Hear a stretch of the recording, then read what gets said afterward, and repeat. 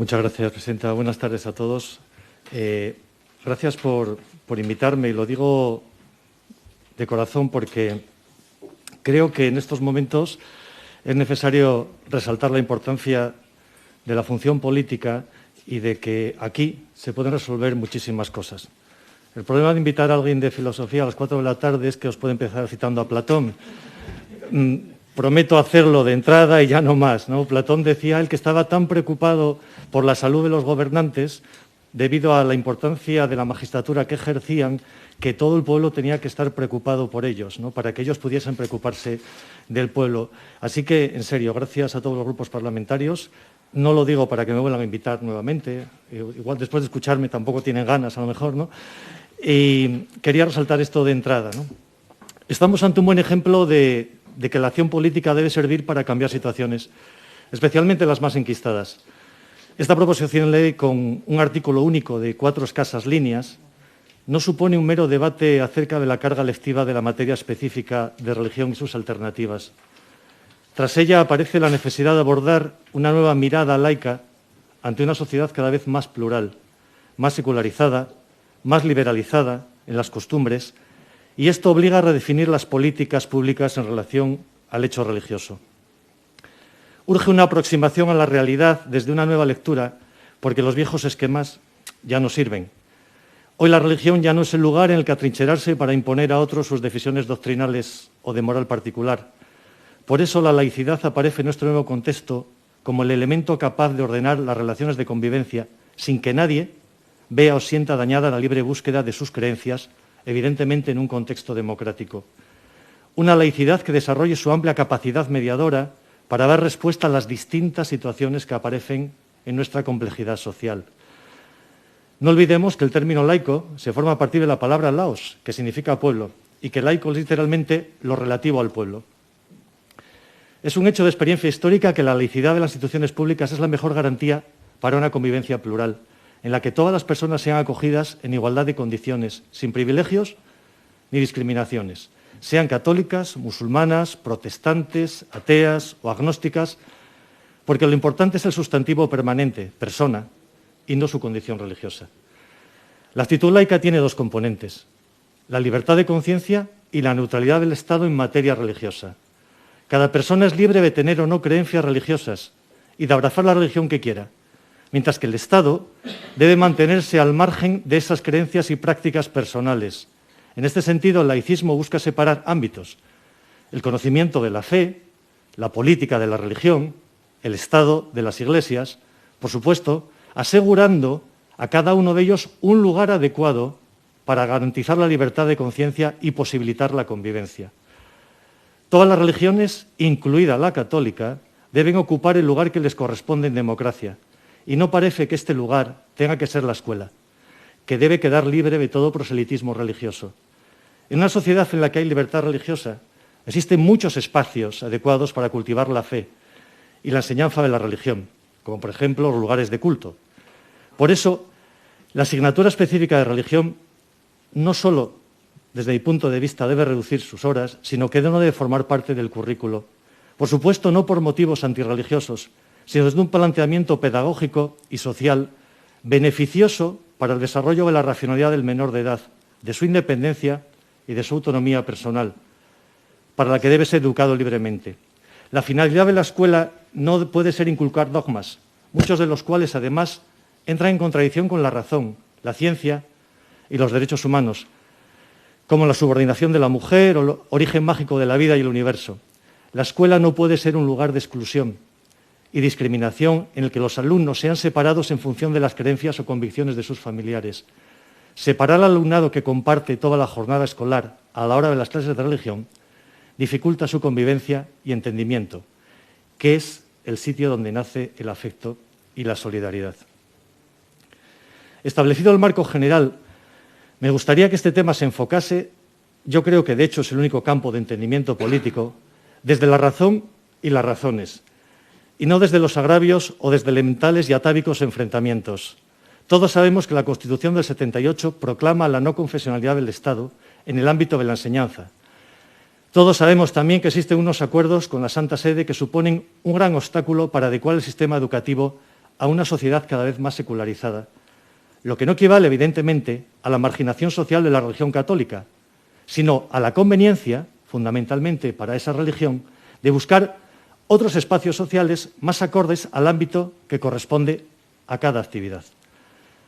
Existe un falso debate que incluso muchos teólogos no comparten, y es que el hecho de que la religión católica esté dentro de las aulas como asignatura específica le da mayor relevancia. No es cierto. El proceso de secularización a lo largo de la historia trajo la ciencia, el conocimiento, el progreso, la escuela, y también un espacio para el hecho religioso que pasó de usurparlo todo a ocupar su sitio correspondiente dentro de la sociedad democrática. Y la ley, al menos en España, debe seguir ese camino y no dejarse afectar por el tiempo que haga un día, sino dejarse guiar por el clima de su era. Que las asignaturas de religión salgan del sistema educativo público no quiere decir que la religión vaya a perder su importante papel dentro de la comunidad. Simplemente tiene otro más acorde con los nuevos tiempos, en los que una sociedad laica exige tomar decisiones que se ajusten a ella. La escuela debe ser el sitio de la ciencia y no de la creencia. Es el lugar en el que se enseña reposadamente tanto el valor del conocimiento frente a la propagación de las mentiras, como la importancia de los valores democráticos en una ciudadanía cada vez más multicultural. La religión, y por supuesto la religión católica, debe ser objeto de estudio en los centros de enseñanza. De hecho lo es. Pero otra cosa distinta es que deba existir en el currículum una asignatura denominada religión o religión católica, que se parece mucho a la doctrina católica, como pueden comprobar en los temarios oficiales de esta materia. Además, es innecesario que exista. El catolicismo, tanto desde un punto de vista histórico, social e incluso doctrinal, ya se estudia en el resto de materias. En la asignatura de filosofía se aborda tanto el hecho religioso como los fundamentos de las distintas religiones. En la materia de historia de la filosofía, por ejemplo, se profundiza sobre los padres de la Iglesia, como San Agustín, Santo Tomás, o se analizan las pruebas de la existencia de Dios y el papel del cristianismo en el pensamiento occidental. Lo mismo sucede en otras materias como literatura, historia, música e incluso ciencias naturales, donde las referencias al creacionismo frente al evolucionismo son necesarias. La religión, y en particular la religión católica, está presente en las explicaciones sobre el estilo arquitectónico de un templo, el Camino de Santiago, un cuadro de Velázquez, una partitura de Bach, o para adentrarse en la literatura del siglo de oro o en el origen de la lengua castellana, y sobre todo, para comprender la mayor parte de la historia de este país. Por tanto, la presencia de una asignatura denominada religión católica dentro de los planes de estudio es estratégica y alude más a criterios de un pasado complicado y de una herencia estancada en los acuerdos con el Vaticano que obligan a que se oferte la religión en todos los centros de enseñanza, la religión católica. Algo, por cierto, que condiciona el resto del horario escolar, tanto organizativamente como respecto a las horas lectivas. La religión como hecho de conocimiento está en muchas disciplinas. Y si se trata de una vivencia personal trascendental basada en la fe, la escuela no es el lugar para esa vivencia. La dimensión prestacional y asistencial de la religión está garantizada en la enseñanza. Pero eso no implica que esa enseñanza deba compartir currículo con el resto de materias. La norma determina que los poderes públicos deben garantizar el derecho que asiste a los padres para que sus hijos reciban la formación religiosa y moral que esté de acuerdo con sus propias convicciones. Pero la norma no dice que deba darse necesariamente en las horas escolares habituales. El motivo de esta comparecencia es la proposición de ley sobre enseñanza de religión y sus alternativas. La formación religiosa es un derecho que no puede, bajo ningún concepto, generar obligaciones para otras personas, y menos si se trata de niños o de niñas. Sabemos que establecer de esta manera tan indefinida las llamadas alternativas sirve para afianzar la presencia de la religión que prácticamente se identifica con la religión católica. Y digámoslo, obligar a escoger una alternativa a la religión, además de dar cuenta de la importancia jerárquica de esta materia en el plan de estudios, es, por poner un ejemplo, como si algunos ciudadanos tienen derecho a asistir a unos determinados cultos religiosos y, por tanto, a otros se les exigiera, por no asistir, leerse las obras completas de Engels. Un absurdo. En la oferta educativa tiene que haber opciones, no alternativas. No se oferta numerología cabalística a los alumnos que no quieran matemáticas, terraplanismo a los que no quieren ciencias naturales, o negacionismo a quienes no acepten la ciencia histórica. Y se da una paradoja, y es que para que los alumnos tengan la posibilidad de escoger la materia de religión católica, el resto de los alumnos tienen la obligatoriedad de elegir una alternativa. La supuesta libertad de elección de unos conlleva la ausencia de libertad de otros. El lugar de la ciencia es el aula y el de la creencia, el templo. Frente a ello debe existir una ética común, una ética cívica y ciudadana de carácter general, y no una religión con su alternativa, como si la moral que la religión comporta no debiera estar dentro de esa ética ciudadana. Se envía un mensaje peligroso cuando a los escolares se les transmite que existe una moral religiosa y una alternativa a ella, cuando lo que existe es una ética que nos engloba a todos. No olvidemos que la palabra ética está ligada a la libertad, a aprender a ser libres, ya que esa libertad nos permite comprender, crear y modificar conceptos que surgen del propio ser humano. Es algo que confunde a los alumnos, que serán los ciudadanos del futuro.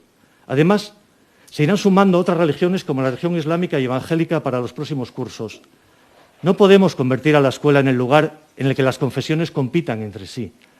La nueva ley debe recuperar y reforzar la carga horaria de la ética, que tiene que tener valor por sí misma y dejar de ser una alternativa a la religión. Una ética universal y cosmopolita, en palabras de la catedrática Adela Cortina, en estos tiempos en los que tanto nos manifestamos en contra de las identidades que seccionan y aíslan. Asimismo, si algo ha demostrado este tiempo de pandemia es la urgencia de una ética de la responsabilidad, en la que nuestras acciones no estén guiadas por el miedo a la sanción, sino por el aprecio a la razón. En este aspecto, la educación juega un papel fundamental y debemos decidir de una vez por todas si el objetivo de la educación es formar ciudadanos autónomos o ciudadanos subsidiarios. El preámbulo de nuestra ley educativa lo aclara cuando dice que la educación es el medio más adecuado para garantizar el ejercicio de la ciudadanía democrática, responsable, libre y crítica. Subrayo la palabra crítica, que resulta indispensable para la constitución de sociedades avanzadas, dinámicas y justas. Se ha dicho que la religión católica no adoctrina y que si está adoctrinando se están equivocando los profesores de religión que así lo hacen, porque contravienen el sentido de dicha disciplina. Me parece un buen argumento.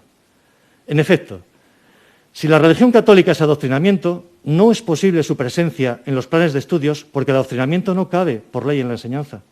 Y si no es adoctrinamiento, tampoco tiene sentido la existencia en una materia específica de religión católica porque, en cuanto a hecho histórico, antropológico, literario e incluso científico, ya está, como hemos visto, en la transversalidad del currículo. Por lo tanto, es innecesaria la presencia de la materia de religión. Ocurre muchas veces que en el caso de la religión católica, las líneas que separan el conocimiento y la doctrina son muy delgadas, casi invisibles. Y si la religión católica es doctrina católica, la doctrina se explica para adoctrinar. Hasta tal punto esto es así, que especialistas como el conocidísimo teólogo Juan José Tamayo dice textualmente, un teólogo: los contenidos de la asignatura de religión católica son en su totalidad catequéticos, con tendencia al fundamentalismo. La concepción del cristianismo mítica, el planteamiento de la fe dogmático y la exposición anacrónica. Aquí tengo el currículum, pero les voy a poner algunos ejemplos.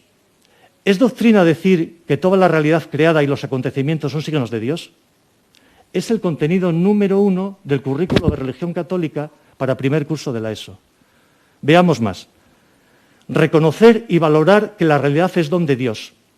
La persona humana, criatura de Dios. ¿Son doctrinas estándares de aprendizaje invaluables como el que acabo de leer? ¿O el que dice, identifica, clasifica y compara los rasgos del Mesías sufriente y el Mesías político? ¿O el que valora que el alumno se esfuerza por comprender la novedad del Mesías sufriente como criterio de vida? ¿Son doctrina algunos criterios de evaluación como el siguiente? Explica el origen de la dignidad del ser humano como criatura de Dios. O establece diferencias entre el ser humano creado a imagen de Dios y los animales. La disyuntiva sí que resulta un tanto doctrinaria. La dignidad del ser humano parece proceder de Dios, y a un lado están los seres humanos creados a imagen de Dios y al otro los animales. La verdad, no encuentro ni a los seres humanos creados por seres humanos, ni a la dignidad que los seres humanos se dan a sí mismos, mediante la democracia y el Estado de Derecho, ambos tan fieramente humanos.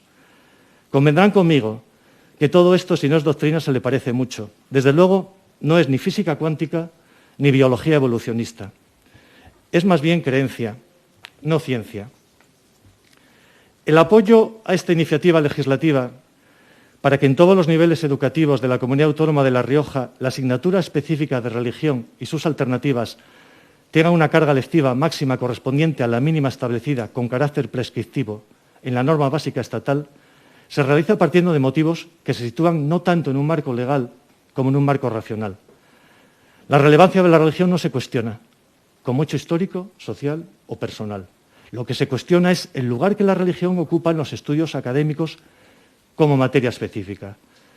Es como si ateos y agnósticos se empeñaran en que hubiera una asignatura evaluable de ateísmo y que como alternativa para quienes no quisieran cursar ateísmo científico se impartiera agnosticismo.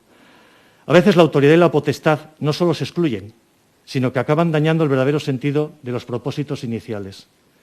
Y eso nada tiene que ver con las personas creyentes, las ateas y las agnósticas, que optan por vivir sus propias creencias, sean respetadas en la escuela para favorecer la convivencia social. Termino.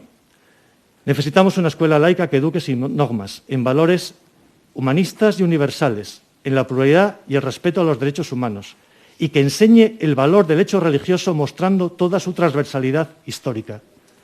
Se puede ser creyente o no, pero aunque en cualquier caso es necesario ser creíble, y creo que esta proposición de ley hace la educación más creíble y más racional, y por tanto más ajustada a lo que esa misma educación quiere significar. Muchas gracias y también quedo a su disposición.